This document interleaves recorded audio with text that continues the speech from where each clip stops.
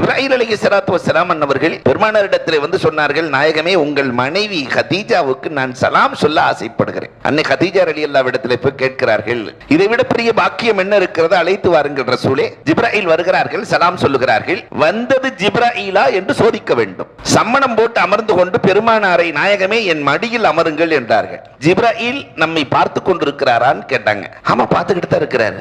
தலைச்சீலையை அகற்றி மூடி தெரிகிற அமைப்பிலே அன்னை கதீஜா ரலியல்லாஹு அமர்கிறார்கள்.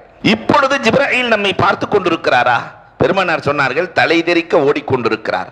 அப்போ வந்தது ஜிப்ராயில் தான்.